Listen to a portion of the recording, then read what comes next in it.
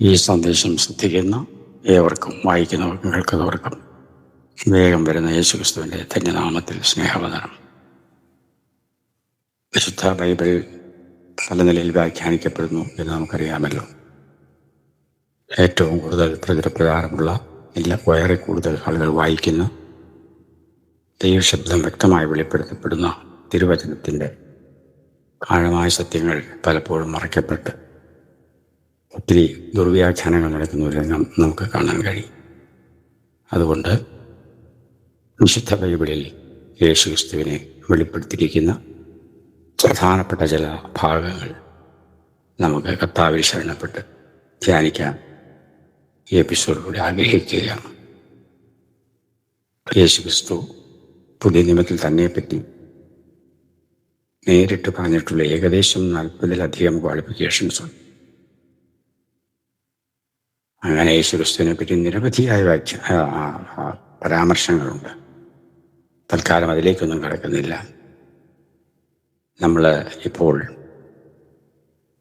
വിശുദ്ധ ബൈബിളും സത്യ ഉപദേശവും മിഥ്യാധാരണകളും എന്ന ആശയത്തെ ഊന്നി ചില ചിന്തകൾ ധ്യാനിക്കാൻ കർത്താവിൽ ശരണപ്പെടുകയാണ്. പ്രാർത്ഥനാപൂർവം കേൾക്കുകയും ധ്യാനിക്കുകയും ചെയ്യണമേ എന്ന് ഓർപ്പിക്കുന്നു. ഇതിവിടെ പ്രസ്താവിക്കുമ്പോൾ ഇതിനോട് അഭിപ്രായ വ്യത്യാസമുള്ളവരുണ്ടെങ്കിൽ ദയവായി എൻ്റെ നമ്പറിൽ വിളിക്കുകയോ വോയിസ് മെസ്സേജ് വിടുകയോ ചെയ്യണമേ എന്ന് വിനയപൂർവ്വം അപേക്ഷിക്കുകയാണ്. ഞാൻ പറയുന്നതെല്ലാം പെർഫെക്റ്റ് ആണെന്നോ അത് പൂർണ്ണതമാണ് അങ്ങനെ തന്നെയാണെന്നോ ഞാൻ ശഠിക്കുന്നില്ല. എനിക്ക് തെറ്റുപറ്റിയെങ്കിൽ തിരുത്താൻ ഞാൻ ആഗ്രഹിക്കുന്നു. ഞാനിപ്പോഴും പഠിച്ചുകൊണ്ടിരിക്കുന്ന ഒരു വ്യക്തിയാണ്. അതുകൊണ്ട് എൻ്റെ നമ്പർ കൂടി പറയുന്നു. Telephone mobile number 82 81 43 21 55. ഈ നമ്പറിൽ രാവിലെ 9 മുതൽ 12 വരെയും ഉച്ച കഴിഞ്ഞ് 4 മണി മുതൽ 5:30 വരെയുമുള്ള സമയത്ത് ആർക്കും വിളിക്കാം. വിളിച്ചാൽ നേരിട്ട് സംസാരിക്കാം. അല്ല, അങ്ങനെ വിളിക്കാൻ ബുദ്ധിമുട്ടുണ്ടെങ്കിൽ വോയിസ് മെസ്സേജ് വിട്ടാൽ ഞാൻ കഴിയുന്നത് എല്ലാ വോയിസ് മെസ്സേജിനും മറുപടി തരുവാൻ കർത്താവിൽ ശരണപ്പെടുന്നു ആഗ്രഹിക്കുന്നു. നമുക്കൊരു തുറന്ന ചർച്ച എന്ന നിലയിൽ തന്നെയാണ് ഞാൻ മുന്നോട്ട് കൊണ്ടുപോകാൻ ആഗ്രഹിക്കുന്നത്. ഏകപക്ഷീയമായ എന്തെങ്കിലും പറഞ്ഞ് ധരിപ്പിക്കാനുള്ള ശ്രമത്തേക്കാൾ എനിക്കും പഠിക്കാനും തിരുത്താനും ഒക്കെ വേദിയാകട്ടെ എന്നാഗ്രഹിക്കും. അതുകൊണ്ട് നമുക്ക് പരിശുദ്ധാത്മാവെ പ്രാർത്ഥിച്ച് ഈ ചിന്തയിലേക്ക് കടക്കാം. ഇതിൻ്റെ പ്രാരംഭ വിഷയത്തിൽ പഴയ നിയമത്തിൽ യേശുക്രിസ്തുവിനെ പറ്റിയുള്ള പരാമർശങ്ങൾ നമുക്ക് ആരംഭമായി നോക്കാം. അതിൽ യേശുക്രിസ്തുവിനെ പറ്റി പറഞ്ഞിരിക്കുന്നത് പ്രധാനമായും ഞാൻ പഠിച്ച് മനസ്സിലാക്കിയെടുത്തോളം ഉൽപ്പത്തി പുസ്തകം 12-ാം അധ്യായത്തിൻ്റെ 3-ാം വാക്യത്തിലാണ് യേശുക്രിസ്തുവിനെ പറ്റിയുള്ള ആദ്യത്തെ പരാമർശനം എന്നാണ് എൻ്റെ ചിന്ത. അത് നമുക്ക് എല്ലാവർക്കും സുപരിചിതമാണല്ലോ.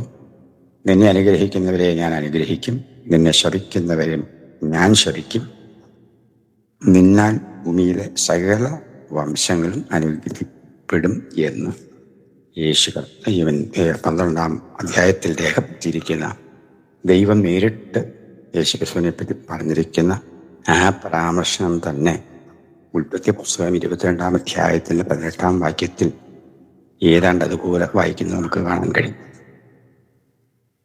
അതിൻ്റെ 18-ാം വാക്യം ഇങ്ങനെയാണ് പറയുന്നത്: നീ എൻ്റെ വാക്ക് അനുസരിച്ചതുകൊണ്ട് നിന്റെ സന്തതി മുഖാന്തരം ഭൂമിയിലുള്ള സകല ജാതികളും അനുഗ്രഹിക്കപ്പെടും എന്ന് ഞാൻ എന്നെ കൊണ്ട് തന്നെ സത്യം ചെയ്തിരിക്കുന്നു എന്ന് യഹോവ അരുളി ചെയ്യുന്നു.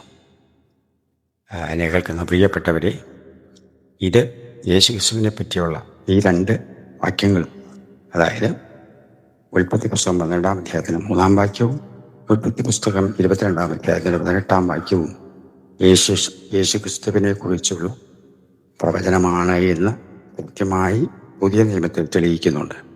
നമ്മുടെ അപ്പോസ്തല പ്രവൃത്തി അതിൻ്റെ 3-ാം അധ്യായം നമ്മൾ എടുക്കുമ്പോൾ കൃത്യമായിട്ട് അതിനകത്ത് നമുക്ക് അതിൻ്റെ 25-ാം വാക്യത്തിൽ നമുക്ക് ഈ ഭാഗം കാണാൻ കഴിയും. ഉൽപ്പത്തി പുസ്തകം 3-ാം അധ്യായം 25-ാം വാക്യം അതിലിങ്ങനെ എഴുതിയിരിക്കുന്നു: ഭൂമിയിലെ സകല വംശങ്ങളും നിന്റെ സന്തതിയിൽ അനുഗ്രഹിക്കപ്പെടുമെന്ന് ദൈവം അബ്രാഹാമിനോട് അരുളി നിങ്ങളുടെ പിതാക്കന്മാരോട് ചെയ്ത നിയമത്തിൻ്റെയും പ്രവാചകന്മാരുടെയും മക്കൾ നിങ്ങൾ തന്നെ. അപ്പോൾ ഇവിടെ ഉൽപ്പത്തി പുസ്തകത്തിൽ 12:3 22:18 പറയുന്നത് യേശുക്രിസ്തുവിനെ കുറിച്ച് തന്നെയാണ് എന്ന് പുതിയ നിയമത്തിലൂടെ വ്യക്തമായി വെളിപ്പെടുന്നു. ഒരു സംശയമില്ല. പക്ഷെ ദൗർഭാഗ്യവശാൽ ഞാൻ കേട്ടിട്ടുണ്ട്, എൻ്റെ ചെറുപ്പം മുതലേ പലപ്പോഴും ഞാൻ കേട്ടിട്ടുള്ള ഒരു വിഷയമാണ് യേശുക്രിസ്തുവിനെ പറ്റിയുള്ള ആദ്യത്തെ പ്രവചനം ഉൽപ്പത്തി പുസ്തകം 3-ാം അധ്യായം 15-ാം വാക്യത്തിലാണ് എന്ന് പലപ്പോഴും പറഞ്ഞു കേട്ടിട്ടുണ്ട്. അത് നമുക്കറിയാമല്ലോ, എല്ലാവർക്കും അറിയാവുന്ന വിഷയമാണ്. പരമദയനീയം എന്നല്ലാതെ എന്തു പറയുന്നു? ദൈവഗ്രഥനകത്ത് ഉൽപ്പത്തി 3:15 പറയുന്ന സ്ത്രീ മറിയമാണെന്നും സ്ത്രീയുടെ സന്തതി യേശുവാണെന്നും ഒട്ടനവധി ആളുകൾ തെറ്റായി വിശ്വസിക്കുന്നു. ഉൽപ്പത്തി 3-ാം അധ്യായം പ്രാർത്ഥനാപൂർവം വായിച്ച് ധ്യാനിച്ചാൽ അതിലെങ്ങും മറിയത്തെക്കുറിച്ചോ യേശുവിനെ പറ്റിയോ ഒരു സൂചന പോലും ഇല്ല എന്ന് ഏത് സാമാന്യക്കാരനും മനസ്സിലാക്കാവുന്നതേ ഉള്ളൂ. അപ്പോ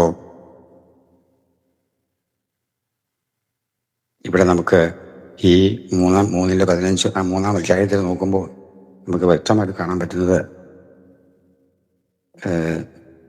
അനുസരണക്കേട് കാണിച്ചതിന് ഉത്തരവാദികളായ 3 പേരെയും ദൈവം ശപിക്കുന്നതായിട്ടാണ്. ആ ഉൽപ്പത്തി 3:14 മുതൽ 20 വരെയുള്ള വാക്യങ്ങൾ വായിച്ച് നമുക്ക് മനസ്സിലാകും.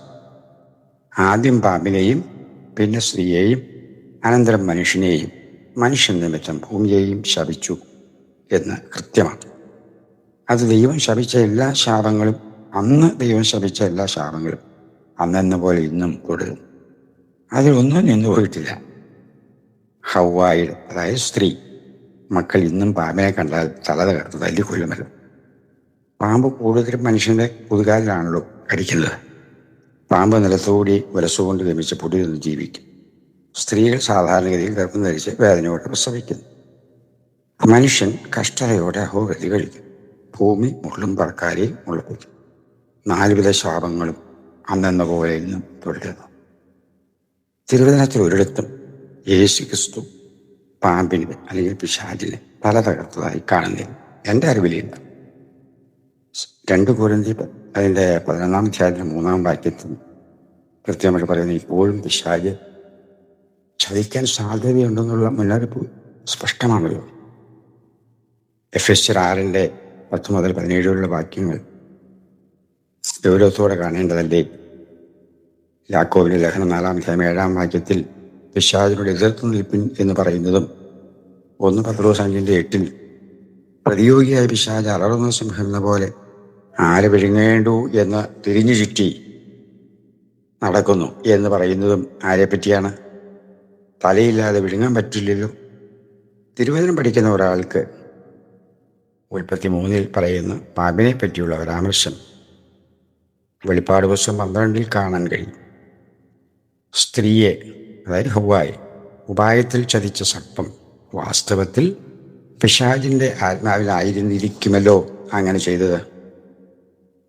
പാമ്പ് ദൈവസൃഷ്ടിയായ ഒരു ജീവി മാത്രമായിരുന്നല്ലോ. പിശാച് പാമ്പിൽ ആവസിക്കാൻ അനുമതി കൊടുത്തുകൊണ്ടായിരിക്കാം ശാപത്തിന് വിധേയനായത് എന്ന് എനിക്ക് തോന്നുന്നു. അതുകൊണ്ടാണ് ഒരു സൂര്യൻ ഗമിക്കാനും പൊടി നിന്ന് ജീവിക്കാനും ഒക്കെ ഇടയായത്. തന്നെ കാണുന്നവർ കൊല്ലാനും ഒക്കെ ഇടയാകുന്നതിൻ്റെ കാരണം അതാണ്. സാത്താൻ തൻ്റെ വിജയകരമായ ദൗത്യം പൂർത്തിയാക്കിയ ശേഷം പാമ്പിനെ വിട്ടു പോവുകയും ചെയ്തു കാണും. അങ്ങനെ പോയ ഭൂതലത്തെ മുഴുവൻ തെറ്റിച്ചു കളയുന്ന പിശാചും സാത്താനും എന്ന മഹാസർപ്പമായ പഴയ പാമ്പിനെ ഭൂമിയിലേക്ക് തള്ളിക്കളയുന്നതായി വെളിപ്പാട് പുസ്തകം 12-ാം അധ്യായത്തിൻ്റെ 9 നമ്മൾ വായിക്കുന്നുണ്ട്. ആ വെളിപ്പാട് പുസ്തകം 12-ാം അധ്യായം പ്രധാനമായി ഈ തല തകർക്കപ്പെടാത്ത മഹാസർപ്പത്തെ പറ്റിയുള്ള വിവരണമാണ്. പാമ്പ് എന്നൊരു പ്രാവശ്യവും, സാത്താൻ എന്നൊരു പ്രാവശ്യവും, അപവാദി എന്ന് ഒരു പ്രാവശ്യവും, സർപ്പം എന്ന് 2 പ്രാവശ്യവും, പിശാച് എന്ന് 2 പ്രാവശ്യവും, മഹാസർപ്പം എന്ന് 8 പ്രാവശ്യവും ഈ ഒരൊറ്റ അധ്യായത്തിൽ രേഖപ്പെടുത്തിയിരിക്കുന്നത് കാണാൻ കഴിയും. അപ്പോൾ ഇവിടെ സാത്താൻ്റെ തല യേശു കർത്താവ് തകർത്തിട്ടില്ലെന്ന് പകൽ പോലെ സ്പഷ്ടമാണല്ലോ. കാരണം തലയോടുകൂടി തന്നെയാണല്ലോ പാമ്പ് പുറത്തേക്ക് തള്ളപ്പെടുന്നത്. ഈ അധ്യായത്തിൻ്റെ ആദ്യ വാക്യത്തിൽ, അതായത് 12-ാം അധ്യായത്തിൻ്റെ ആദ്യ വാക്യത്തിൽ ഒരു സ്ത്രീയെ കാണാം. ഇത് യേശുവിൻ്റെ അമ്മ മറിയമാണെന്ന് വാദിക്കുന്ന ആളുകളുണ്ട്. എത്ര വിചിത്രമെന്നല്ലാതെ എന്തു പറയാൻ. സാമാന്യ വിവരമുള്ള ആരും ഇത് അംഗീകരിക്കില്ലല്ലോ. ഭൂമിയിലേക്ക് പരാജിതനായി തള്ളപ്പെട്ട പഴയ പാമ്പായ സാത്താൻ്റെ അന്ത്യം നമുക്ക് വെളിപ്പാട് പുസ്തകം 20-ാം അധ്യായത്തിലെ 2-3 വാക്യങ്ങളിൽ കാണാം. പൂർണ്ണ പരാജയം സംഭവിക്കുന്നെങ്കിലും ഒരിക്കലും തല തകർക്കപ്പെട്ടതായി എവിടെയും കാണുന്നില്ല. ഇപ്പോൾ മാത്രമാണ് പിശാച് പൂർണ്ണമായും എന്നേക്കും പരാജിതനായി നിത്യദണ്ഡനത്തിനായി ഗന്ധകത്തീപ്പോയിലേക്ക് തള്ളപ്പെടുന്നു. അതുകൊണ്ട് എൻ്റെ എളിയ പഠനത്തിലും പ്രാർത്ഥനയിലും ചിന്തയിലും തല തകർക്കപ്പെട്ടതായി ശ്രദ്ധിക്കപ്പെട്ടിട്ടുള്ള വാക്യങ്ങൾ ഏകദേശം ഇത്രയേ ഉള്ളൂ. ന്യായാധിപന്മാരുടെ പുസ്തകം 4-ാം അധ്യായത്തിൻ്റെ 23-ാം വാക്യവും 5-ാം അധ്യായത്തിൻ്റെ 26-ാം വാക്യവും പിന്നെ നമ്മുടെ സങ്കീർത്തന പുസ്തകത്തിലെ 74-ാം അധ്യായത്തിൻ്റെ 14-ാം വാക്യവും. ഇവിടെ ഈ 3 സ്ഥലങ്ങളിലും തല തകർക്കപ്പെട്ടു എന്ന പരാമർശം കാണുന്നുണ്ട്. അതല്ലാതെ മറ്റെവിടെയും തല തകർക്കപ്പെട്ടൊരു വാക്ക് എൻ്റെ ഓർമ്മയിലും അറിവിലും കണ്ടിട്ടില്ല. ഒരുപക്ഷെ എൻ്റെ ശ്രദ്ധയിൽപ്പെടാത്തതാണോ എന്നെനിക്കറിയില്ല. ഏതായാലും ഈ ഉൽപ്പത്തി പുസ്തകം 3-ാം അധ്യായത്തിൽ 15-ാം വാക്യം യേശുക്രിസ്തുവിനെ പറ്റി, സ്ത്രീയുടെ സന്തതി എന്നുള്ളത് യേശുക്രിസ്തുവിനെ പറ്റിയാണെന്നുള്ള ദുരുപദേശം എത്ര ദയനീയമാണ് എന്ന് വേദനയോടെ പറയേണ്ടതുണ്ട്. അത്തരം ദുരുപദേശങ്ങൾ സാർവത്രികമായി ഇന്ന് സഭകളിൽ എല്ലാ ക്രൈസ്തവ ഗോളങ്ങളിലും പഠിപ്പിക്കുന്നുണ്ടോ എന്നെനിക്ക് സംശയവുമുണ്ട്. ഏതായാലും അല്പമെങ്കിലും പ്രാർത്ഥനയോടെ പരിശുദ്ധാത്മാവിൽ പ്രാർത്ഥിക്കുന്നവർക്ക് ഇത് അബദ്ധമാണെന്ന് തിരിച്ചറിയാൻ വലിയ ബുദ്ധിമുട്ടില്ല. ഞാൻ ആദ്യം സൂചിപ്പിച്ചതുപോലെ ഉൽപ്പത്തി പുസ്തകം 12-ാം അധ്യായത്തിൻ്റെ 3-ാം വാക്യത്തിലും ഉൽപ്പത്തി പുസ്തകം അതിൻ്റെ 22-ാം അധ്യായത്തിലെ 18-ാം വാക്യത്തിലും ഉൽപ്പത്തി പുസ്തകത്തിലെ യേശുക്രിസ്തുവിൻ്റെ പരാമർശമായിട്ടാണ് എനിക്ക് തോന്നുന്നത്. വേറെ വാക്യങ്ങൾ ഒരുപക്ഷെ കണ്ടേക്കാം, എൻ്റെ ശ്രദ്ധയിൽപ്പെട്ടിട്ടില്ലെന്ന് മാത്രമേ. പഴയ നിയമത്തിൽ ഒരു കാര്യം കൂടി ഓർപ്പിച്ചിട്ട് ഈ ചിന്ത തൽക്കാലം ഇവിടെ നിർത്താൻ കർത്താവിൽ ശരണപ്പെടുകയാണ്. അടുത്തതായി നമുക്ക് പുറപ്പാട് പുസ്തകം നോക്കുമ്പോൾ അതിനകത്ത് 23-ാം അധ്യായത്തിൻ്റെ 20 മുതലുള്ള ചില വാക്യങ്ങൾ വായിക്കുമ്പോൾ, ഇതാ വഴിയിൽ നിന്നെ കാക്കേണ്ടതിന് ഞാൻ നിയമിച്ചിരിക്കുന്ന സ്ഥലത്തേക്ക് നിന്നെ കൊണ്ടുപോകേണ്ടതിന് ഞാൻ ഒരു ദൂതനെ നിന്റെ മുൻപിൽ അയക്കുന്നു. നീ അവനെ ശ്രദ്ധിച്ച് അവൻ്റെ വാക്ക് കേൾക്കുകയാണ്. അവനോട് വിഘടിക്കരുത്. അവൻ നിങ്ങളുടെ അതിക്രമങ്ങളെ ക്ഷമിക്കയില്ല. എൻ്റെ നാമം അവനിലുണ്ട്. എന്നാൽ നീ അവൻ്റെ വാക്ക് ശ്രദ്ധയോടെ കേട്ട് ഞാൻ കൽപ്പിക്കുന്നതൊക്കെയും ചെയ്താൽ നിന്നെ പകയ്ക്കുന്നവരെ ഞാൻ പകയ്ക്കും, നിന്നെ ഞെരുക്കുന്നവരെ ഞാൻ ഞെരുക്കും. എൻ്റെ ദൂതൻ, അടുത്ത 23-ാം വാക്യം തുടങ്ങുന്നത് എൻ്റെ ദൂതൻ നിനക്ക് മുമ്പായി നടന്ന് എന്ന് തുടങ്ങിയ ബാക്കിയുള്ള ഭാഗങ്ങൾ വായിക്കുന്നത് ഞാൻ കൂടുതൽ വായിക്കുന്നില്ല. ഇവിടെ ഇതിനകത്ത് വളരെ കൃത്യമായിട്ട് പറയുന്നത് ദൈവത്തിൻ്റെ നാമം ആ ദൂതനിലുണ്ട്.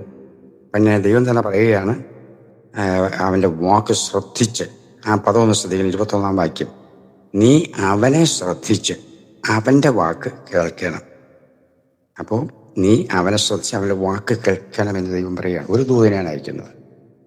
ഇത് വീണ്ടും നമുക്ക് ഈ പുറപ്പാട് പുസ്തകം തന്നെ 32-ാം അധ്യായത്തിലെ 34-ാം വാക്യത്തിലും ഈ ദൂതനെ പറ്റിയുള്ള പരാമർശം കാണും. 34-ാം അധ്യായത്തിൽ അവിടെ, ആകയാൽ നീ പോയി ഞാൻ നിന്നോട് അരുളി ചെയ്ത ദേശത്തേക്ക് ജനത്തെ കൂട്ടിക്കൊണ്ടുപോവുക. എൻ്റെ ദൂതൻ, അതാണ് ദൈവത്തിൻ്റെ ദൂതൻ, നിന്റെ മുൻപിൽ നടക്കും. എന്നാൽ എൻ്റെ സന്ദർശന ദിവസത്തിൽ ഞാൻ അവരുടെ പാപം അവരുടെ മേൽ സന്ദർശിക്കുമെന്ന് അരുളി ചെയ്യും. ഇവിടെയും ഈ 34-ാം വാക്യത്തിൽ, 32-ാം അധ്യായത്തിലെ 34-ാം വാക്യത്തിൽ പറയുന്നത് എൻ്റെ ദൂതൻ എന്ന് ദൈവം പറയുന്നത് യേശുക്രിസ്തുവിനെ പറ്റിയാണ് എന്ന് ഒരു ചിന്ത എൻ്റെ മനസ്സിലുണ്ട്. അങ്ങനെയാണ് എന്ന് തറപ്പിച്ച് പറയാൻ ധൈര്യം പോരതാണ്. പക്ഷേ ഇത് യേശുക്രിസ്തുവിനെ പറ്റിയാണ് എന്ന് പറയാനുള്ള കാരണം നമ്മുടെ കൊരിന്ത്യർ ലേഖനം വായിക്കുമ്പോൾ അതിനകത്തൊരു പരാമർശമുണ്ട്.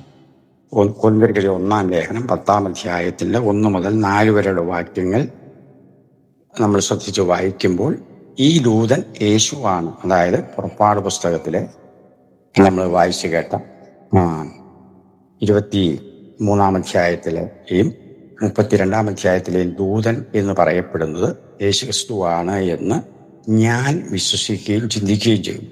എന്നാൽ അങ്ങനെ തന്നെയാണ് എന്ന് 100% എനിക്ക് അങ്ങ് തറപ്പിച്ച് പറയാൻ പറ്റുന്നുമില്ല. എങ്കിലും വചനത്തിൻ്റെ പശ്ചാത്തലം വെച്ച് നോക്കുമ്പോൾ അങ്ങനെ സംശയിക്കേണ്ടതുണ്ട്, അല്ലെങ്കിൽ അങ്ങനെ വിശ്വസിക്കേണ്ടതുണ്ട് എന്നെനിക്ക് തോന്നുന്നു. ഇതിൽ വൈരുദ്ധ്യമായിട്ട് ആർക്കെങ്കിലും തോന്നുന്നെങ്കിൽ ദയവായി എന്നെ ബന്ധപ്പെടണമെന്ന് വിനയപൂർവ്വം വീണ്ടും ഓർപ്പിക്കുകയാണ്. നമുക്ക് ആ കൊരിന്ത്യർ ലേഖനം 10-ാം അധ്യായത്തിൻ്റെ 1 മുതലുള്ള വാക്യങ്ങളൊന്ന് വായിക്കാം. 1 കൊരിന്ത്യർ 10-ാം അധ്യായം 1-ാം വാക്യം മുതൽ. സഹോദരന്മാരെ, നമ്മുടെ പിതാക്കന്മാർ എല്ലാവരും മേഘത്തിൻ കീഴിലായിരുന്നു. എല്ലാവരും സമുദ്രത്തിലൂടെ കടന്ന് എല്ലാവരും മേഘത്തിനും സമുദ്രത്തിലും സ്നാനമേറ്റു മോശയോട് ചേർന്നു. എല്ലാവരും ഒരേ ആത്മീയ ആഹാരം തിന്ന് എല്ലാവരും ഒരേ ആത്മീയ പാനീയം കുടിച്ച് അവരെ അനുഗമിച്ച ആത്മീയ പാറയിൽ നിന്നല്ലോ അവർ കുടിച്ചത്. ആ പാറ ക്രിസ്തു ആയിരുന്നു. ഇവിടെയാണ് എൻ്റെ വിഷയം. ഇവിടെ ഈ പാറ, അവരെ അനുഗമിച്ചിരുന്ന പാറ ക്രിസ്തു ആയിരുന്നു എന്ന് അപ്പോസ്തലനായ പൗലോസ് കൃത്യമായിട്ട് പറയുമ്പോൾ, ഈ പുറപ്പാട് പുസ്തകം നമ്മൾ വായിച്ചു കേട്ടതുപോലെ 21-ാം അധ്യായത്തിലും 32-ാം അധ്യായത്തിലും പരാമർശിക്കപ്പെടുന്ന ദൂതൻ യേശുക്രിസ്തു തന്നെയാണ് എന്ന് ബലമായി ഞാൻ വിശ്വസിക്കുന്നു. എന്നാൽ അത് അങ്ങനെ തന്നെയാണെന്ന് 100% എനിക്കൊരു ബോധ്യമായിട്ട് പറയാൻ പറ്റുന്നില്ല. റിപ്പീറ്റ് ചെയ്ത് പറയട്ടെ. ഏതായാലും ഞാൻ യേശുക്രിസ്തു ആണ് ഈ 2 അധ്യായങ്ങളും പരാമർശിക്കപ്പെട്ട ദൂതൻ എന്ന് വിശ്വസിക്കുന്നു. അപ്പം ഞാൻ ഇപ്പം ചുരുക്കത്തിൽ ഇത്രേ പറയാൻ ആഗ്രഹിക്കുന്നുള്ളൂ. പുറപ്പാട് പുസ്തകത്തിലും യേശുക്രിസ്തുവിനെ പറ്റിയുള്ള കൃത്യമായ പരാമർശനം ഉണ്ട് എന്ന് തെളിയിക്കാൻ വേണ്ടിയാണ് ഞാൻ ഈ ഭാഗം ഉദ്ധരിച്ചത്. വീണ്ടും ആവർത്തന പുസ്തകത്തിലേക്ക് വരുമ്പോൾ നമുക്ക് അടുത്ത ഭാഗം കാണാം. ആവർത്തന പുസ്തകം 18-ാം അധ്യായത്തിൻ്റെ 15-ാം വാക്യത്തിൽ നമ്മൾ വായിക്കുന്നതിനാണ്, നിന്റെ ദൈവമായ യഹോവ നിനക്ക് എന്നെപ്പോലെ ഒരു പ്രവാചകനെ നിന്റെ മധ്യയിൽ നിന്റെ സഹോദരന്മാരുടെ ഇടയിൽ നിന്ന് എഴുന്നേൽപ്പിച്ചു തരും. അവൻ്റെ വചനം നിങ്ങൾ കേൾക്കണം. ഞാൻ മരിക്കാതിരിക്കേണ്ടതിന് ഇനി എൻ്റെ ദൈവമായ യഹോവയുടെ ശബ്ദം കേൾപ്പാനും ഈ മഹത്തായ തീ കാണുവാനും എനിക്കിട വരരുതേ എന്നിങ്ങനെ ഹോരേ പർവ്വതത്തിൽ വെച്ച് മഹായോഗം കൂടിയ നാളിൽ നിന്റെ ദൈവമായ യഹോവയോട് നീ അപേക്ഷിച്ചതുപോലെ തന്നെ. അടുത്ത വാക്യം ശ്രദ്ധേയമാണ്. അന്ന് യഹോവ എന്നോട് അരുളി ചെയ്തത്, അത് മോശയോട് അരുളി ചെയ്തത് എന്തെന്നാൽ, അവർ പറഞ്ഞു, ശരി, നിന്നെപ്പോലെ ഒരു പ്രവാചകനെ ഞാൻ അവർക്ക് അവരുടെ സഹോദരന്മാരുടെ ഇടയിൽ നിന്ന് എഴുന്നേൽപ്പിച്ച് എൻ്റെ വചനങ്ങളെ അവൻ്റെ നാവിന്മേലാക്കും. ഞാൻ അവനോട് കൽപ്പിക്കുന്നതൊക്കെയും അവൻ അവരോട് പറയും. അവൻ എൻ്റെ നാമത്തിൽ പറയുന്ന എൻ്റെ വചനങ്ങൾ യാതൊരുത്തിനെങ്കിലും കേൾക്കാതിരുന്നാൽ അവനോട് ഞാൻ ചോദിക്കും. ഇവിടെ കൃത്യമായിട്ട് ഇത് യേശുക്രിസ്തുവിനെ പറ്റിയാണ് എന്നുള്ളതിൻ്റെ തെളിവ് യോഹന്നാന്റെ സുവിശേഷം 5-ാം അധ്യായത്തിലെ 44-ാം വാക്യത്തിലും യോഹന്നാന്റെ സുവിശേഷം 1-ാം അധ്യായത്തിലെ 45-ാം വാക്യത്തിലും നമുക്ക് കാണാൻ കഴിയും. അതിലെ യോഹന്നാന്റെ സുവിശേഷം 1-ാമത്തെ 45-ാം വാക്യത്തിൽ നമ്മളിങ്ങനെ കാണുന്നില്ലേ, അവനോട് ന്യായ പ്രമാണത്തിൽ മോശയും പ്രവാചകന്മാരും എഴുതിയിരിക്കുന്നവനെ കണ്ടെത്തിയിരിക്കുന്നു. ഇത് വന്നിട്ട് ഇതാരാ പറയുന്നത്? ഇത് ഫിലിപ്പോസ് വന്നിട്ട് നഥനയേലോട് പറയുന്ന കാര്യമാണ്. അവിടെ കൃത്യമായിട്ട് പറയുകയാണ്, ന്യായപ്രമാണത്തിൽ മോശയും പ്രവാചകന്മാരും എഴുതിയിരിക്കുന്നവനെ കണ്ടെത്തിയിരിക്കുന്നു. അത് യേശുവാണല്ലോ. അപ്പോൾ ആ യേശുവിനെ പറ്റി കൃത്യമായിട്ട് ഈ പറയുന്നത് മോശയ്ക്ക് ദൈവം കൊടുത്ത അരുളപ്പാട് യേശുവിനെ പറ്റിയാണെന്ന് അവിടെ സ്പഷ്ടമാണ്. ഇനി അതിൻ്റെ യോഹന്നാന്റെ സുവിശേഷം തന്നെ 5-ാം അധ്യായത്തിൻ്റെ 46-ാം വാക്യം നോക്കിയാൽ, നിങ്ങൾ മോശയെ വിശ്വസിച്ചുവെങ്കിൽ എന്നെയും വിശ്വസിക്കുമായിരുന്നു, അവൻ എന്നെക്കുറിച്ച് എഴുതിയിരിക്കുന്നു. ഇത് യേശു കർത്താവ് പറയുന്ന വാക്യമാണെന്ന് ഓർക്കണം. യേശുവിനെ കുറിച്ച് മോശ എഴുതിയിരിക്കുന്നത് ഈ ആവർത്തന പുസ്തകം 18-ാം അധ്യായത്തിൻ്റെ 15 മുതലുള്ള താഴോട്ടുള്ള വാക്യം 18, 19 വരെയുള്ള വാക്യങ്ങളാണെന്നാണ് എൻ്റെ പഠനത്തിൽ എനിക്ക് മനസ്സിലായത്.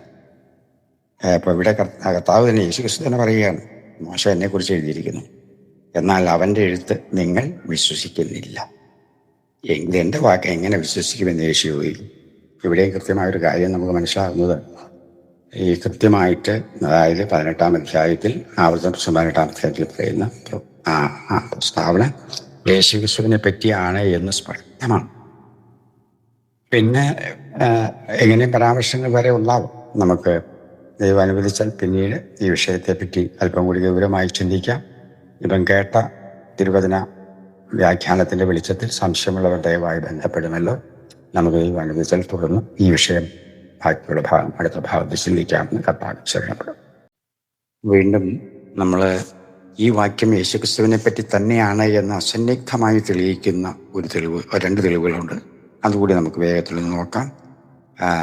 നമ്മുടെ അപ്പസ്തോല പ്രവൃത്തികളുടെ പുസ്തകം അതിൻ്റെ 3-ാം അധ്യായത്തിൻ്റെ 22-ാം വാക്യത്തിൽ പത്രോസ് ഈ ആവർത്തന പുസ്തകത്തിലെ വാക്യം കോട്ട് ചെയ്യുന്നതായിട്ട് കാണാം. ആ വാക്യം ഇങ്ങനെയാണ് എഴുതിയിരിക്കുന്നത്: ദൈവമായ കർത്താവ് നിങ്ങളുടെ സഹോദരന്മാരിൽ നിന്ന് എന്നെപ്പോലൊരു പ്രവാചകനെ നിങ്ങൾക്ക് എഴുന്നേൽപ്പിച്ചു തരും. അവൻ നിങ്ങളോട് സംസാരിക്കുന്ന സകലത്തിലും നിങ്ങൾ അവൻ്റെ വാക്ക് കേൾക്കണം.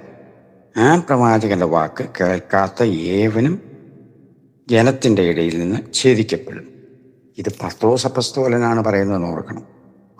ആവർത്തന പുസ്തകത്തിൽ പറഞ്ഞിരിക്കുന്ന വാക്യം കോട്ട് ചെയ്തിട്ട് യഹൂദന്മാരോട്, പ്രമാണിമാരോട് പത്രോസ് അസന്നിഗ്ധമായിട്ട് ആവർത്തിച്ചോർപ്പിച്ച് പറയുകയാണ്. ആവർത്തന പുസ്തകത്തിൽ പറഞ്ഞിരിക്കുന്ന ആ വാചകനാണ് യേശുക്രിസ്തു എന്ന് അസന്നിഗ്ധമായി തെളിയിക്കുക. വീണ്ടും നമുക്കതിൻ്റെ 7-ാം അധ്യായത്തിലേക്ക് വന്നാൽ, അപ്പോസ്തല പ്രവൃത്തിയാണ് 7-ാം അധ്യായത്തിൻ്റെ 37-ാം വാക്യത്തിലാണ് 37-38 വാക്യങ്ങൾ വായിക്കുമ്പോൾ അവിടെ നമുക്ക് മറ്റൊരു ചിത്രം ഇത് തന്നെ ആവർത്തിക്കുന്നതായിട്ട് കാണാം. അതിലെ അപ്പോസ്തല പ്രവൃത്തി 7-ാം അധ്യായത്തിന് 37-ാം വാക്യം: നിങ്ങളുടെ സഹോദരന്മാരിൽ നിന്ന് എന്നെപ്പോലൊരു പ്രവാചകൻ നിങ്ങൾക്ക് എഴുന്നേൽപ്പിച്ചു തരും എന്ന് ഇസ്രായേൽ മക്കളോട് പറഞ്ഞ മോശ അവൻ തന്നെ. സീനായ് മലയിൽ തന്നോട് സംസാരിച്ച ദൂതനോടും നമ്മുടെ പിതാക്കന്മാരോടും കൂടെ മരുഭൂമിയിലെ സഭയിൽ ഇരുന്നവനും നമുക്ക് തരുവാൻ ജീവനുള്ള അരുളപ്പാട് ലഭിച്ചവനും അവൻ തന്നെ. അത് മോശയെപ്പറ്റി പറഞ്ഞു. അപ്പോൾ ഈ 37-ാം വാക്യത്തിൽ കൃത്യമായി സ്തേഫാനോസും കൃത്യമായി പറയുന്നു. ആവർത്തന പുസ്തകത്തിൽ പറഞ്ഞിരിക്കുന്ന ആ പ്രവാചകൻ യേശുക്രിസ്തു തന്നെയാണെന്ന് അസന്നിഗ്ധമായി തെളിയിക്കുന്നു. പത്രോസ് പറയുന്നു, സ്തേഫാനോസ് പറയുന്നു. രണ്ടുപേരും ഒരുപോലെ അസന്നിഗ്ധമായ വാക്യം തിരിച്ച് പറയുമ്പോൾ ആവർത്തന പുസ്തകം പറഞ്ഞിരിക്കുന്ന ആ പ്രവചനം യേശുക്രിസ്തുവിനെ പറ്റിയാണെന്ന് ഇനി വേറെ എന്ത് തെളിവ് വേണം? അത്ര സ്പഷ്ടമായിട്ട് പറഞ്ഞിരിക്കുകയല്ലയോ? അതുകൊണ്ട് ആവർത്തന പുസ്തകത്തിലൂടെയും യേശുക്രിസ്തുവിനെ പറ്റിയുള്ള പരാമർശനം പുതിയ നിയമത്തിലൂടെ തെളിയിക്കപ്പെട്ടിരിക്കുന്നത് കൊണ്ട് സംശയലേശമന്യേ നമുക്ക് വിശ്വസിക്കാവുന്ന യാഥാർത്ഥ്യമാണ്. ഓക്കെ, ബാക്കി ഭാഗം ദൈവം അനുവദിച്ചാൽ നമുക്ക് പിന്നീട് കേൾക്കാം.